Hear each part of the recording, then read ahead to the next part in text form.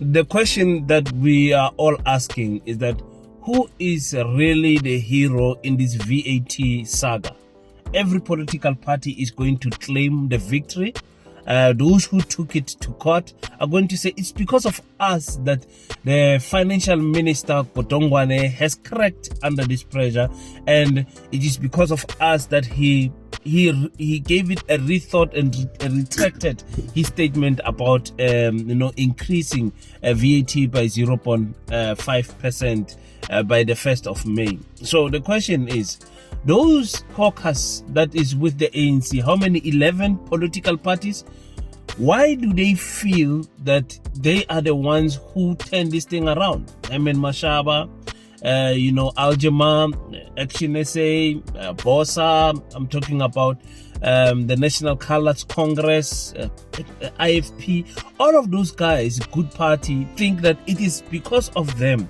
And I want us to listen to their reasoning capacity, why they think it is them, and why they think that whatever they did made sense, because they went into apparently some strict negotiations with an ANC that has a minister that does not have a political mandate. And that's the problem with the ministers of the ANC, the ministers of finance.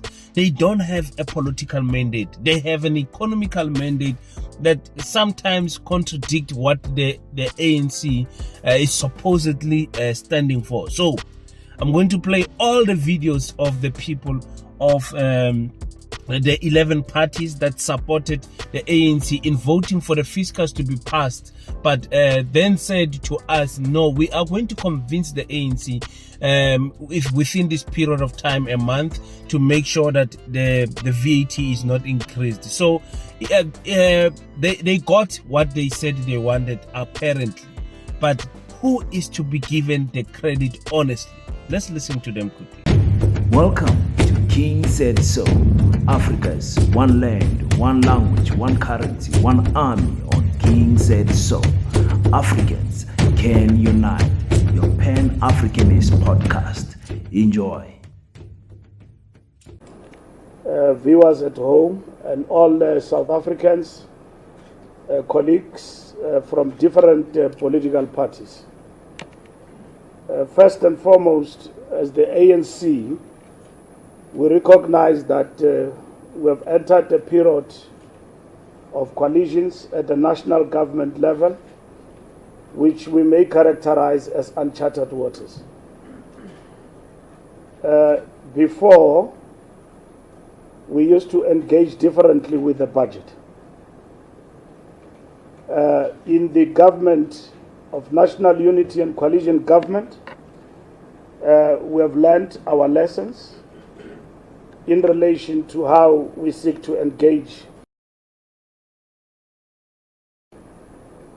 We may have performed better in these uncharted waters, approaching the budget as a political tool in the governance of any other country. The budget is key as a political tool to determine stronger governance in different countries. If we had a wealth of experience, we may have approached this differently, meaning negotiations and engagement with political parties among ourselves, with Treasury and Parliament oversight prior the passing of the budget is a new terrain that we all need to learn about and gain as an experience when dealing with this particular matter. We started from 2%, we ended to 0.5%. And in engaging with the budget, we made a submission to the Minister of Finance, like all other parties, after the 2nd of April fiscal framework vote in Parliament. We also held extensive discussions through this month, from the 9th of April, intensive discussions in the past 2 weeks in the same hotel with different political parties, even those who have chosen to go to court, to engage with them on the question of the budget. And that have showcased on our part that we've got a bigger role to play than just political posturing for the country. Even those that went to court, we engaged them. But we did not ask them to get out of court. They did engage, they did raise their views about the budget. And we do appreciate political parties that have come together to pass the budget framework. And these political parties never fudged their views, never fudged their intentions when they agreed to pass the budget. It was very clear that we need to deal and review the VAT increase. And today, after extensive engagement, it has resulted in the Treasury also coming to the party to agree with all of us that VAT review will not be implemented as it was presented before. And we welcome, as the African National Congress, that statement of Treasury. No disruptions, no instability, but the interest of South Africa come first, and of our people. And that is our interest as the African National Congress. Our view throughout these discussions was on defending the expenditure side of the budget in the interest of breaking the austerity cycle. South Africa have been presenting to us austerity budgets, and we seek to break away from that with the presentation of this budget. Without VAT increase, this budget is the most perfect budget in our view, because it addressed the question of growth in terms of the economy. That's one. Two, it cushioned the poor in terms of investing in social expenditure side of the budget. It cushioned us against austerity, which was very much important for the African National Congress. We explained the importance of inflation rate increases in other social security items and the retention of the of the SRD grant.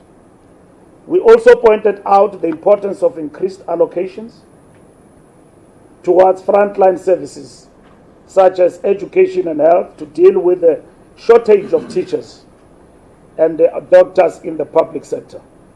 Overall, our viewpoint was that political parties must think of alternatives to the VAT that also sustain the post-austerity cycle reflected in the budget. And this is exactly what has happened, and this is the result that we have actually welcomed here today. What Treasury is telling us is that where will the alternative means come from in terms of the budget? Treasury is addressing that particular point.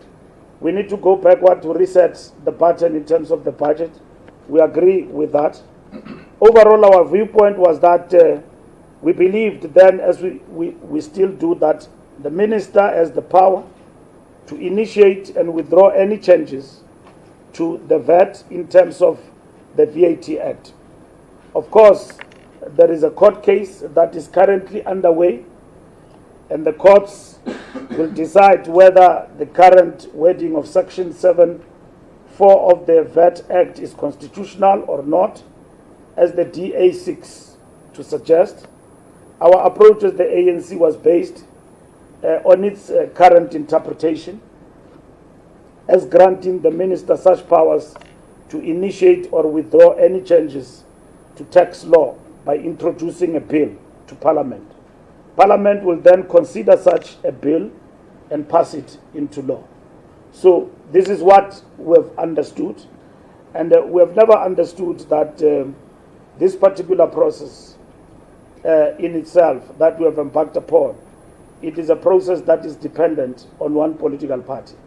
It is a process that required conversation among us, and I wish to state as I conclude that The ANC, with all these political parties around here, agreed that we need to persuade, if we are able to find alternative means of funding the budget, the cutting of a VAT increase from the budget.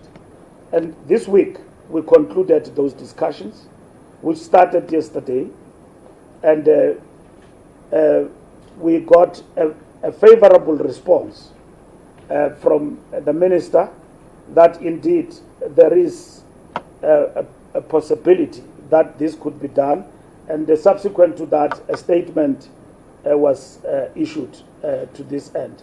So which means what has happened in terms of this process of engagement have brought us to where we are today, that the VAT increase will be cut from the budget as we reset the budget. I mean, as we reset the button on the budget.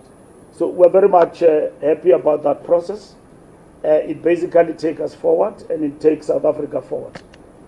We will engage continuously with political parties with regard to the process of resetting the button on the process of the budget going forward. Thank you very much.